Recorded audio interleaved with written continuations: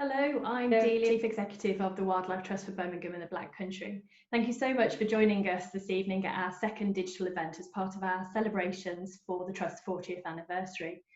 This evening's event is all about celebrating the actions of people who we consider to be wildlife heroes. We will be hearing from the wildlife heroes from the Trust's history and hopefully inspiring some of you to take some action to become a wildlife hero too. Also, I wonder if you would please consider making a donation to our 40th anniversary fundraising appeal. Your support really does help us protect and restore wild spaces and places across Birmingham and the Black Country. It's really important that you support us in this effort. So it's time for me to welcome and hand over to your host for this evening, local journalist Adrian Goldberg, who will be talking to 4 special wildlife heroes who helped to make the Trust what it is today. Thank you for joining us. I really do hope you enjoy the event. Delia, thank you very much indeed. Some of you watching this might think of me as primarily an investigative journalist. I work on File on 4 on Radio 4 and had a show on 5 Live for a decade called 5 Live Investigates. But some of you, maybe those with greyer hair than others, may also know that I've been an environmental journalist too, promoting a greener lifestyle and extolling the virtues of nature on a programme that I used to present on Radio 5 Live, the purpose of which could often be misunderstood because the programme was called Dirty News. I'm also a born and bred Brummie who supports a Black Country football club up the Baggies, and as a family we are fully paid up members of the Wildlife Trust for Birmingham and the Black Country. My 5-year-old daughter's idea of heaven is a ramble around Moseley Bog. So I would personally like to thank the wildlife heroes who work so hard to protect and promote our valuable urban green spaces. So between now and 7:30, we're going to hear from people who've given so much of their time and energy and talent to making where we live a better place. We're going to hear from Alison Milward, Chris Baines and Mike Bloxham, wildlife heroes all. And that's pretty much the theme for tonight's 40th anniversary celebration. Let me introduce, though, first, another one of those wildlife heroes, Peter Shirley. Peter was one of the founders of the Trust, former chair as well, and a long-time conservationist. Peter, hello, how are you doing? Hello, Adrian. Fine, thank you. Now, wildlife trusts are something that I guess we take for granted these days, and I'll ask something around this of most of our interviewees tonight, but just give me a sense of how it all started for you. Well, it started for me because I'm a Black Country person, lived in the Black Country all my life, and was always interested in natural history.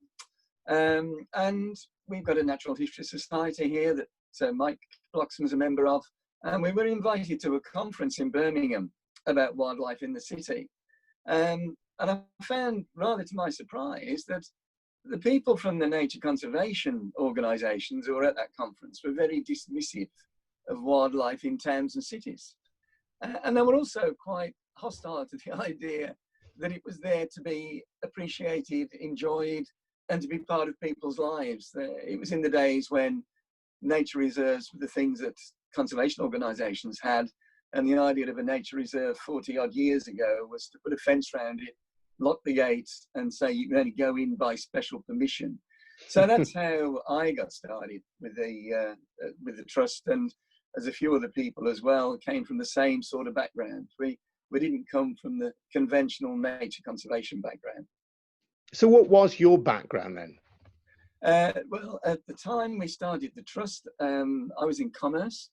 I had my own shipping agency, so I got a business background, and actually, like a lot of other people in the 1980s, came across with a business background to what was then a rapidly expanding conservation sector, which really needed people that had got the experience of managing organisations, managing money, and so on.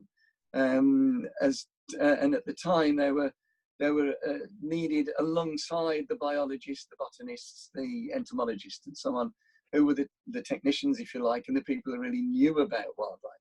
So tell me about fundraising in the early days then. What kind of sums did you need to raise and how did you go about it? Well, to start with, we had absolutely nothing. Except the one thing we did have was a lot of people, because there were temporary employment schemes in the 1980s, which enabled charities and other organisations to employ people without any cost to them. So we got the most important resource, which was people. But the organisation had got no money at all. I mean, in 1982, I think our total income was £3,500. And 2 or 3 years later, it was still only just over £20,000, which by today's standards is like petty cash. It's what you find down the back of the sofa these days, you know, a lot of organisations. But what we had got here was a lot of public funding, either through what was then the Nature Conservancy Council, a government body, and the Countryside Commission, another government body, but also through the local authorities and central government funds for Birmingham. We initially got our first lot of major funding from something called the Inner City Partnership, which was there for regeneration work. And it's very easy, as you will know, to link environmental improvements, which include nature conservation, open spaces, green spaces, and so on, to link all that sort of thing with improving people's quality of life, improving neighbourhoods, and for us as well, making things better for wildlife. So in a sense, the money was there from central government and local government. It was about finding a way to access it, which I guess the trust was that vehicle, that conduit. Yeah, that's absolutely right. Yes, and that's what we were able to do, and we had to be quite inventive in those early days. 10, 15 years later, there were sea changes in the funding. First of all, there was the National Lottery, which started in 1994. And then there was something called landfill tax, which came in 1996. And they were game changers for organisations like ours. But for the first 10 years, it was very hand to mouth. And I can remember after I moved over to be employed by the Trust, because we got funding to employ a senior manager, a director, we were working sometimes under rolling redundancy notices because money was that tight. And we didn't really know in 6 months' time if we'd be able to keep the staff. But one way or another, we struggled through and we got there. So that was then. This is now. How have those funding streams and the methods of fundraising changed over time? Well, as I said, there were two major changes in the 90s. The whole scale and scope of fundraising has changed in the charitable sector, including nature conservation. I mean, when we started in 1980, our 3 neighbouring wildlife trusts each employed, I think, 1 person. And that was a fairly recent innovation from being completely run by volunteers. And now trusts have establishments of anything from 20 or 30 people up to a couple of hundred. The whole background of how we work and what we do has changed enormously. But what is really important, and for anyone watching this, what is really important is to be able to receive money that's donated for the Trust's general purposes. Because in the early days, all the funding we got was project funding, which meant it had to be spent on a specific thing, whatever the project was about, whether it was parks or local nature reserves or whatever. And it's really important that the public continue to support organisations like this with their donations and their membership subscriptions, to give organisations the flexibility they need to do the things that they know need to be done. Yes, the things that are a bit off-piste, but which know need to be done perhaps outside and around a project. Yeah. I should say, by the way, if anybody's watching this and wants to share their wildlife hero stories, use the hashtag wildlife hero, and please share your wildlife hero stories on Facebook or Twitter. That would be absolutely fabulous. And a great way to support us as well is by joining us as a member. Go to www.BBC Wildlife, don't confuse it, bbcwildlife.org.uk/join us. Now, Peter, we've also been gathering questions from members of the current staff. So let's just hear one that might be directed towards you. Every wildlife hero has to start somewhere. So what first inspired you to explore the natural world? As a small child, I was always interested in creepy crawlies and flowers and nature and so on and so forth. As Chris Baines used to say, I always remember Chris Baines saying, you know, we were the sort of kids that collected tibblers and tadpoles in jam jars, although that's rather looked down on these days. So I was always interested, always involved. And really my motivation, as I said earlier, was finding out that the rest of the world didn't seem to share this enthusiasm for wildlife in towns and cities. And indeed, the BBC today, you know, when they introduce things on Springwatch and so on, they still have to sort of put in a caveat that you'll be surprised because we filmed this in the middle of a city. And they still haven't got out of that habit from all those decades ago. So I wanted to sort of spread the word and spread the news that the wildlife that shares our towns and cities with us, which, let's face it, is the wildlife that people experience in their day-to-day lives, not the wildlife when they go on holiday to a remote place that they enjoy, is helping people to access that, understand it, enjoy it, and to help the wildlife itself. Do you think it's harder for young people to do that now than it was for you when you were a kid growing up, just because we are in a more built-up environment? It's definitely harder. I mean, I'm a school governor, so I know that if a class of school children are being taken out for what used to be called nature study, or it tends to be something called forest schools or similar these days. Yeah, my daughter has a forest school. A 5-year-old daughter has a forest school at the moment. Yeah, she loves it. Yeah. The parents have to give written permission for the trip to be made and so on, and there's all that administration and bureaucracy. So it can no longer be a spur of the moment thing, like it's a nice day, let's go and spend an hour, you know, outside. So it is harder, but fortunately we've got a lot of dedicated people who work harder to make sure that the kids still get the inspiration and the opportunities. And a final note on fundraising then, are you optimistic that the flow of money from central and local government is there, as well as the individual fundraising efforts that individuals put forward? Well, at the moment, no, I'm not optimistic because, you know, we've entered and we don't know when we're going to come out of a huge economic crisis. And when people have got a choice of where the money's going to go and money's tight, then it's more difficult to get a hold of it. But I always had a saying when I was fundraising, was that whether the economic situation is good or bad, there's never any money for anything. First time you ask for something, they always say no anyway. Right? There's never any money for anything, but there's always some money for something, and you've just got to be able to find the key to unlock it. Brilliant stuff, Peter. Thank you. Hashtag wildlife hero, Peter Shirley. Great to hear from you. Thank you very much indeed. Let me introduce now Dr. Alison Milward. Alison was one of the first employees of the Trust and a former chair as well.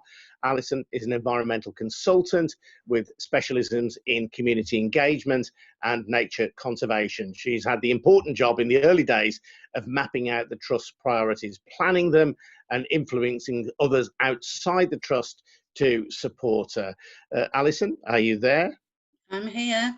Excellent, good, you are there. So that's my summary really of your sort of track record with the Trust. Is that a fair summary, would you say? Yeah, at the start, yeah, very much that kind of agenda was what I was working on. And what would you say your responsibilities were then in those early days?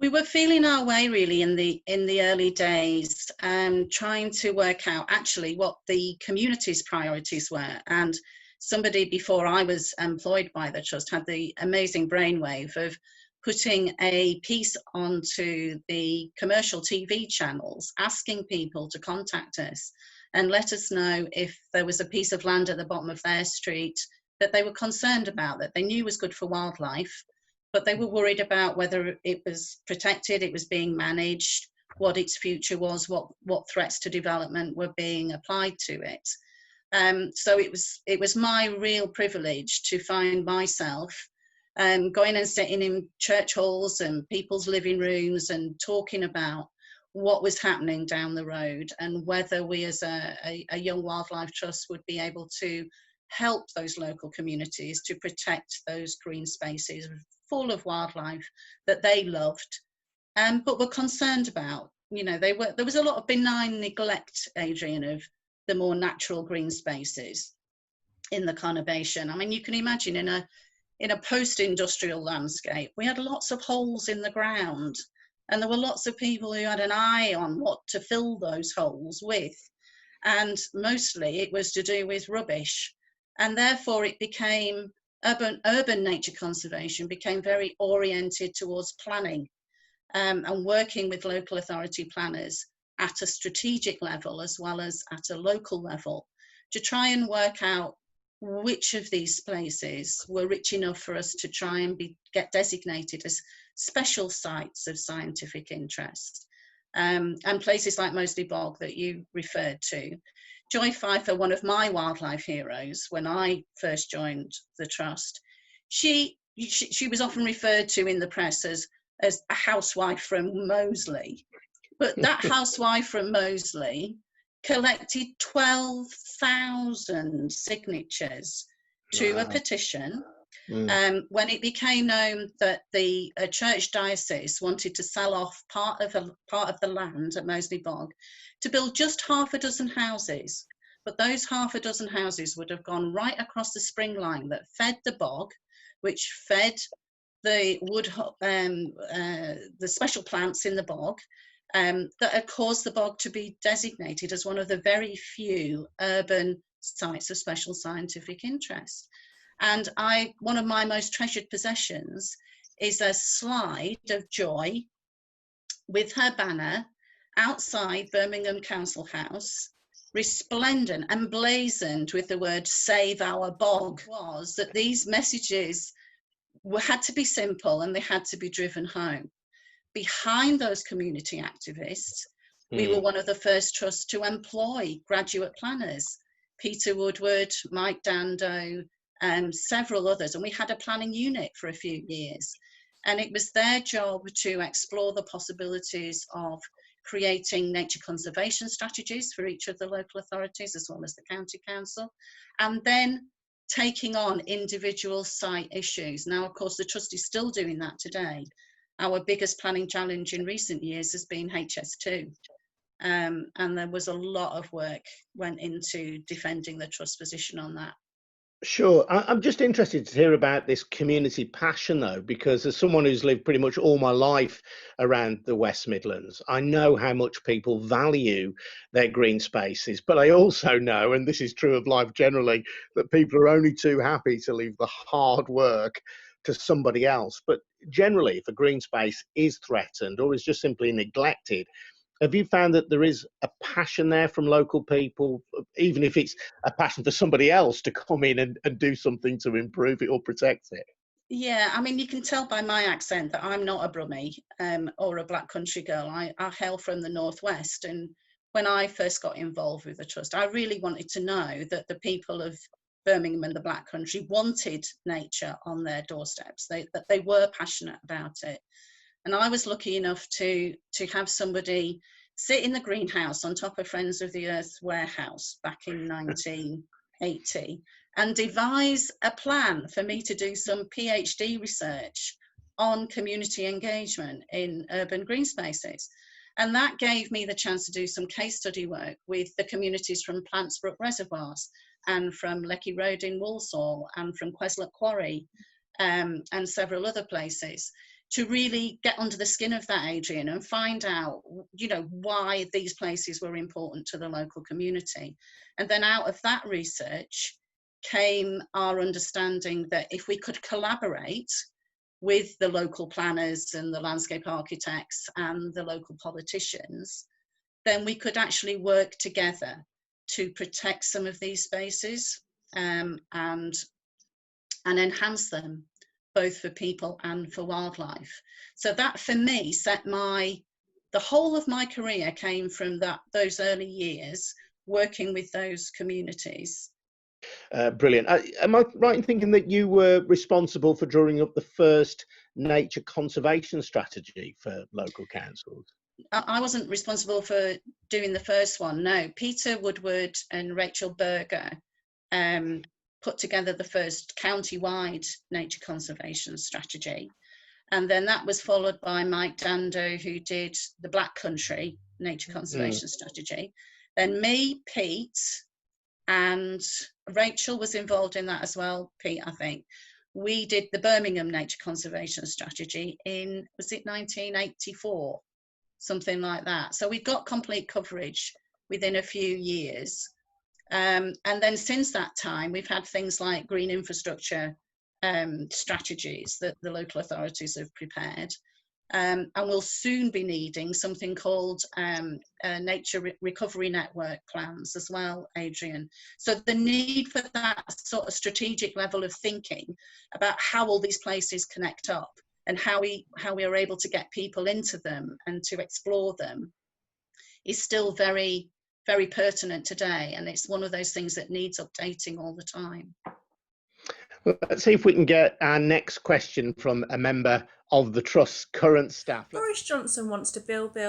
Are you concerned that the government may weaken planning regulations that previous generations have fought for to protect our wildlife? It is very worrying, and it needs to be caveated, doesn't it, with building our way out of the economic slump, but very much with the environment in mind. And we would, I think, as a trust, we would hope to be able to contribute to that economic recovery through the creation of new green jobs. That would be a real opportunity. But the weakening of planning legislation it's been incremental over many years now, and has not helped us in one respect.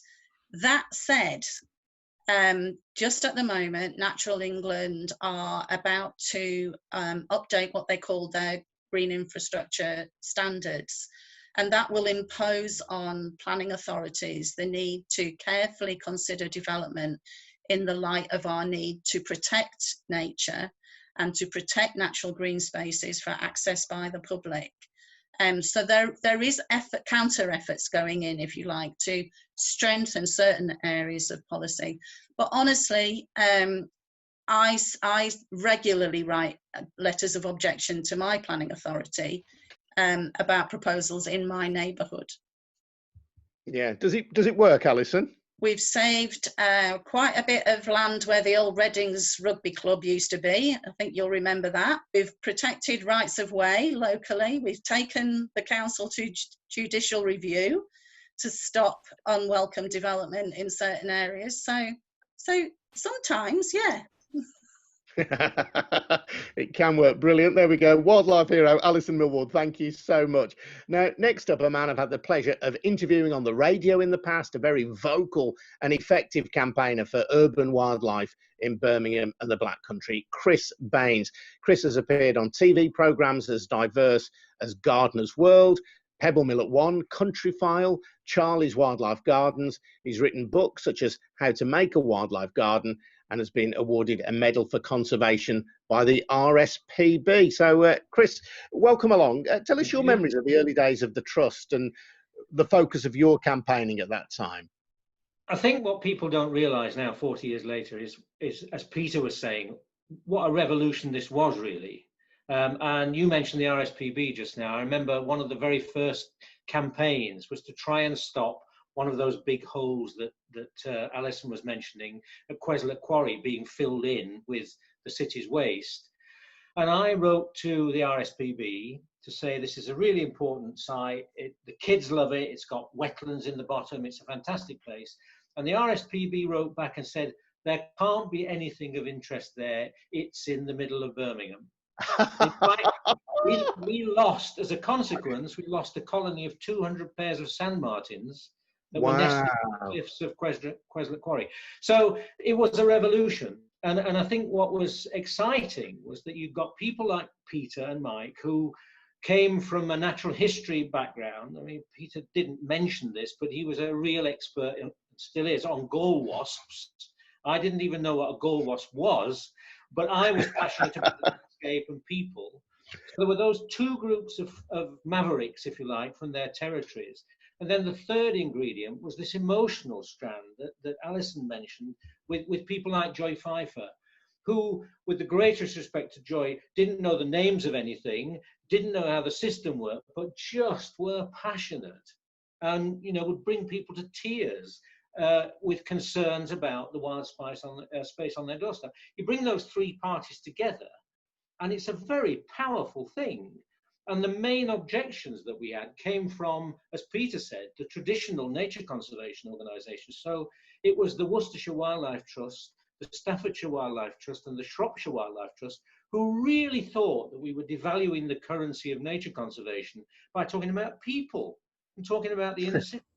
So it was a very, very different time. And then we had this wonderful good fortune of Margaret Thatcher, the supreme unintended consequence of high unemployment, and then the response of the Manpower Services Commission and the employment schemes. And within certainly a year of us starting with nothing, we had, I think, 40 staff at one point.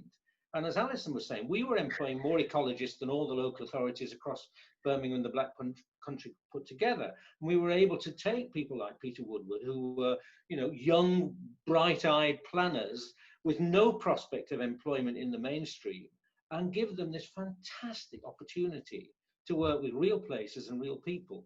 So it was a very, very different approach to nature conservation.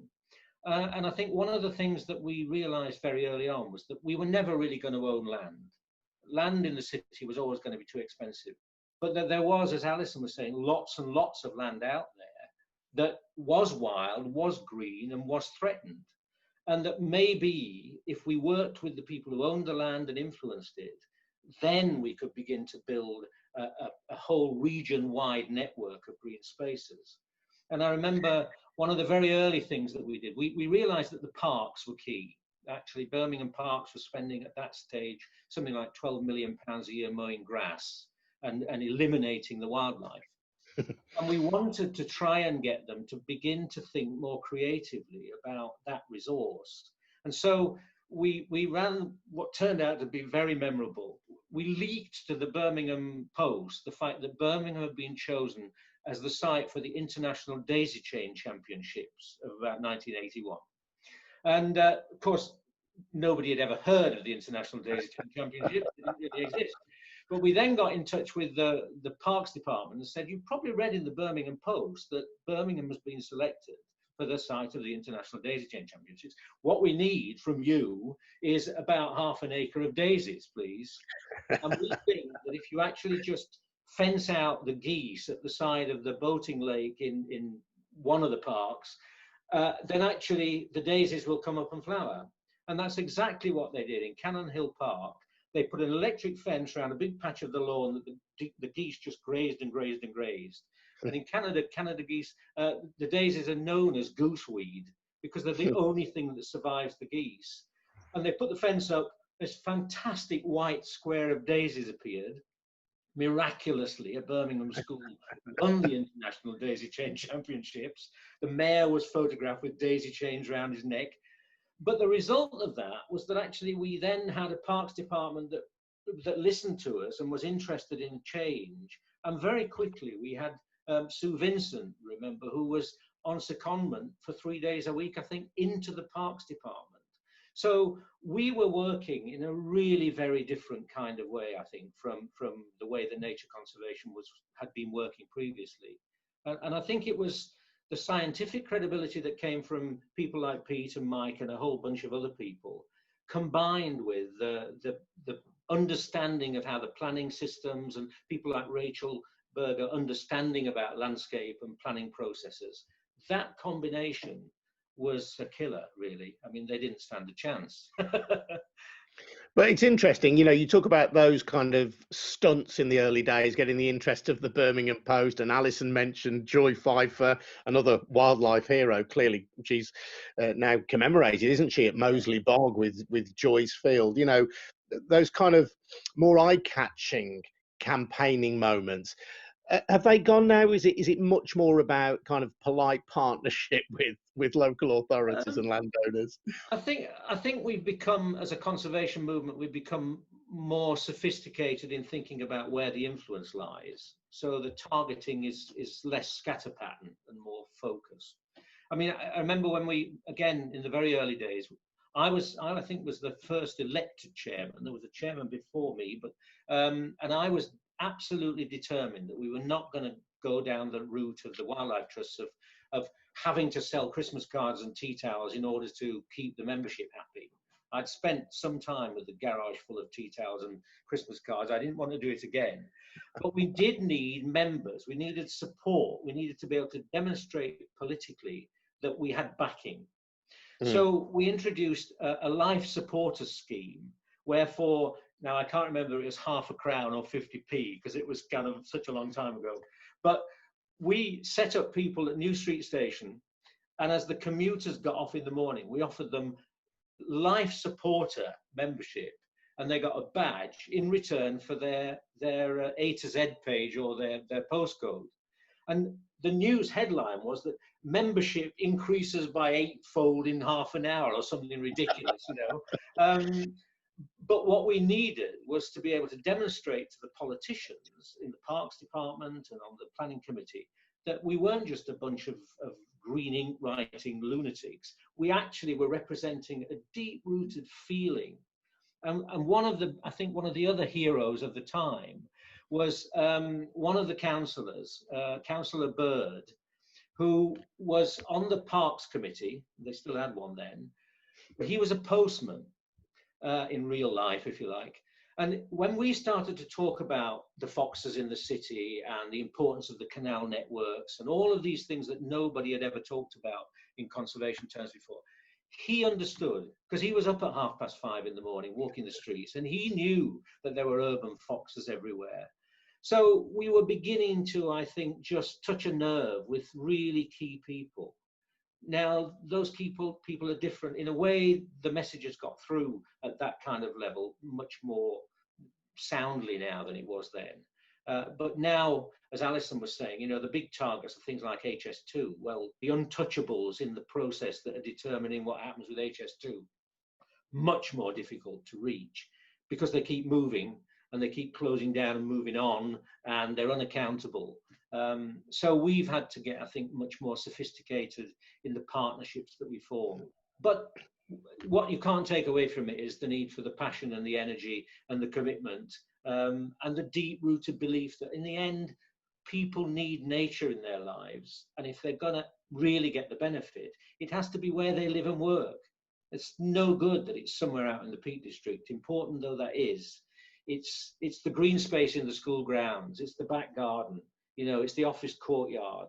It's whether you can hear the birds singing while you're waiting for the bus. It's that kind of level that really is what we've been all about for 40 years, I think. Let's get another one of the questions that have been asked by one of the current members of staff here. Do you think that over the last 40 years, the barriers that stop children connecting with nature have increased? And if so, what can we do about it? How can we make sure that every child has a wild childhood? I always say I was feral as a child. You know, my dad was the kind of school teacher that absolutely could be spontaneous. I met somebody not that long ago who'd been taught by him. She's a woman of 70 odd now, but she'd been taught by him when she was 6. And she said the most memorable day of her school childhood was the day when the snowdrifts were so deep outside the classroom that my dad insisted that the whole class went out and walked through the snowdrifts so that they could experience snow above their heads. And I just thought that is so far removed from anything you could possibly achieve now. I actually think what's changed is the media, the speed with which bad news travels. I don't actually think, and I'm not a parent, so I always feel a bit uncomfortable talking about this, but I think it's the parent paranoia which has changed. And that actually, I don't believe it's really any more dangerous out there than it was when I was building dens and digging holes and doing all the other stuff. It's just that the public perception is that it is, and that when something bad happens, everybody knows about it almost instantly. And it's a tragedy. And I think it's why things like gardens are so important, and school grounds are so important, and urban parks are so important, because increasingly those are the landscapes where you still have a fighting chance of making the daisy chain or building a den or dipping for tadpoles. The wilder landscapes, I mean, I spent my infancy in a quarry where I used to, you know, go at 8 in the morning, come back at 6 at night, covered in mud with a jam jar full of sticklebags. No doubt risking my life doing it, but actually that very difficult to deliver that now. So we need to change the way in which gardens and parks and school grounds are managed to make sure that they're better than they have been in the past at providing that kind of opportunity. Chris, thank you. Absolutely brilliant to hear from you. Really appreciate it. And as we've been saying all through this evening, if you've got a wildlife hero that you want to nominate, just hashtag wildlife hero either on Facebook or on Twitter. Many thanks indeed to Chris Baines, who certainly fits that particular bill. Next up, Mike Bloxham. Mike was an early volunteer for the Trust. He's done great work down the years, making records of insects in Sandwell Valley and beyond. He's going to talk to us about species recording. Mike, hello, welcome along. Just tell us how you first got involved in this fairly niche area. Oh, well, I was very lucky because I was brought up with the very best scientists of the lot. I was a primary school teacher, and you and I think nearly everybody with us tonight will know that the best naturalists tend to be aged about 9, 10. And as a consequence, I've enjoyed all my teaching life, luckily in good surroundings. And the children I've been with I've managed to get to really enjoy wildlife. And also, all the time I was learning myself. And I think this is the wonderful thing about what we do. It's a learning experience all round. And so when I finished, I thought to myself, well, what can I do? I could loaf about, which I enjoy doing very much, but otherwise I could do something else. And that was that particular moment that Peter Shirley got hold of me by the ear and said, we've got something for you to do here. And he introduced me to an important hero who's not here, and that was Craig Slawson. He would be here instead of me if he was still alive, but he died this year. And so this is dedicated to him. Set up something I understand called the Eco Record, and you're involved in invertebrate recording with him. Is that right? That's right. Craig was the big white chief of that, and he was a very strict in many ways in ensuring that duff records didn't find their way into a system that we'd got. Now let's go quickly back, if we can, to the early days of the Trust before I got on the scene. And here is a recording sheet. You'll never be able to read it, but this is what all those wonderful recorders who they talk about went out and got during the 80s, in the early days. And what we wound up with, of course, in 1992 was a great heap of reports, and this all had to be recorded. And this was the time, of course, when you all know the digital revolution was beginning to take off. There were all sorts of databases, and all the speakers here will have played around with them at one time or another. And English Nature, or as it was the Joint Nature Conservation Committee, turned up with Eco Record, which was a package we had to use, and Craig was in charge of it. What happened was then, of course, we got hard to work with all these forms. Incidentally, I love lists. I think they're absolutely fantastic, and we have them all shopping, but at the same time, a list of stuff is very, very valuable.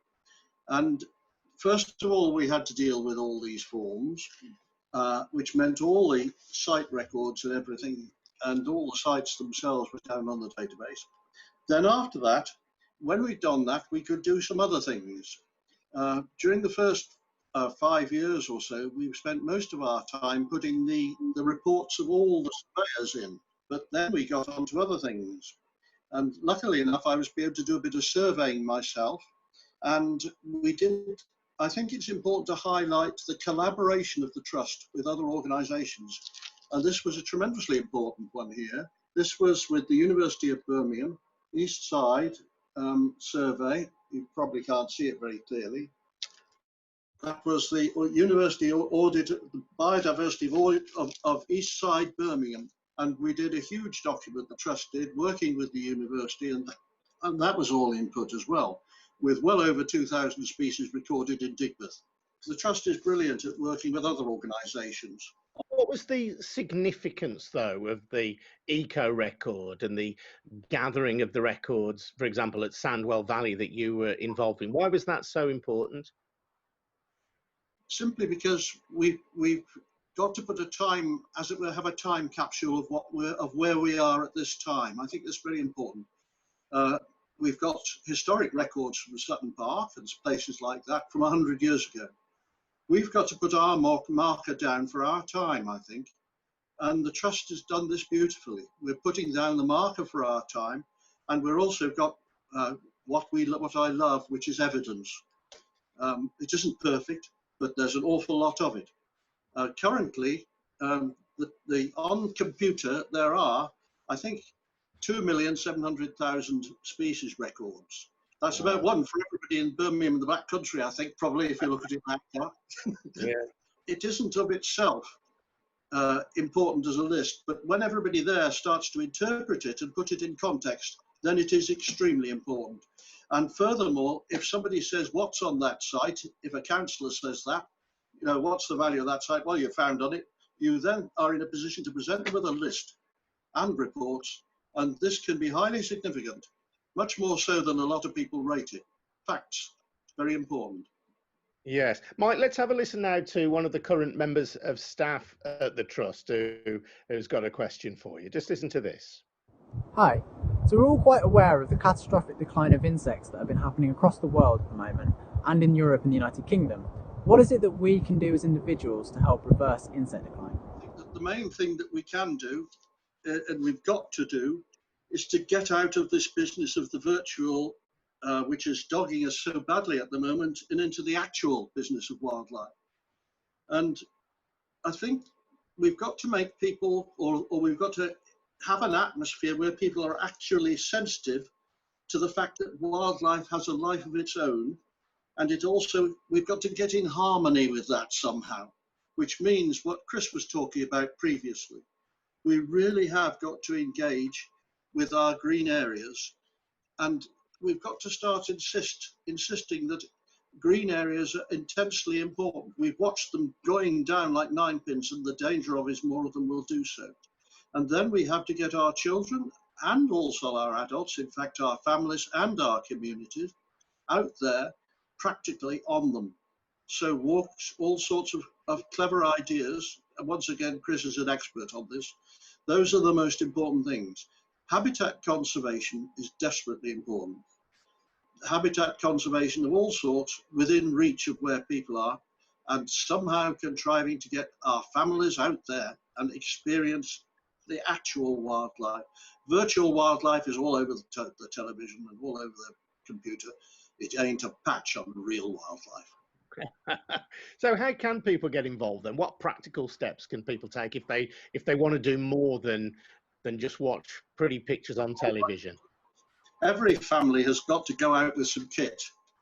I've got favourite kit which I take. Here's one of my favourite pieces of kit, a ball of string. I don't know if it shows up very well on there. The ball of string is absolutely fantastic. If you find a tree, put a piece of string around it and find out what its girth is and measure it. Trees are incredibly endangered, the larger ones. That's absolutely wonderful to take with you. Everybody's got a camera, everybody's got an iPhone and things like that. You take them. Here's a wonderful gadget, which we all ought to have. You know, the old trail camera. This is very popular now. You can get them reasonably inexpensively. Put them in the garden and see if you can see Mr. Fox with his white eyes in the middle of the night. Absolutely fantastic. I wouldn't be without it. Lots of things like that. You can, if you want to be very posh, you can take a measuring tape, which is absolutely grand and wonderful, and a terrific thing to have in your pocket. And you get into trouble with everybody at home because you've nicked it and taken it out in the field with you. But there's a tremendous amount of engagement by people. The opportunities are there, and we've got to hit them very hard now as we come towards the end of this crisis, I believe, when everybody will be longing to get back to real life. It's an opportunity. Absolutely. Well, there is an argument, isn't it, that tragic though it has been for many people, that COVID-19 has actually been a boon for our appreciation of the nature, the wildlife on our doorstep. Yes, I think as everybody in the panel would agree, events always produce opportunities. And the important thing is we've all got to be alert to them. We have to be alert to other things as well in this business of recording. Here's a CD. Here's a memory stick. You've got the sequence, didn't you? What we're dealing with is big tech as we go into recording, and it's becoming a bit of a nightmare. We've got conflicting recording schemes. You've got to watch that you don't lose data. Stuff in the cloud is quite dangerous, and so I've got a recommendation to everybody. Keep your notebook. good old-fashioned back to basics. Mike Bloxham, thank you. If people do want to find out more, by the way, about the Eco Record, you can go to www.ecorecord.org.uk. And another way to get practically involved is to use the iNaturalist app, which allows you to record the species that you spot on the go. So my thanks indeed to Mike Bloxham, to Chris Baines, to Alison Milward, and to Peter Shirley, hashtag Wildlife Heroes All. It's been a real pleasure, fascinating glimpse as well into the past and the development of the Trust, and a real honour to speak to you all as well about the development of the Trust over the years and its current plans as well. So thank you very much indeed, all four. I'll hand back now to Delia. Thank you so much, everyone. That's just been totally wonderful. I've really enjoyed finding out so much about the history of the organisation. It's been fantastic. I just want to say a big thank you to our host Adrian, and of course all of our special guests. We hope this event has inspired you to become a wildlife hero, perhaps recording species, making homes for wildlife, or perhaps helping us to fundraise. And if you think you know a wildlife hero, maybe you should think about nominating them for a National Lottery Awards, and we'll be posting more information about how to do this on our social media in the coming days, so do look out for that. So thank you everyone, it's been fantastic.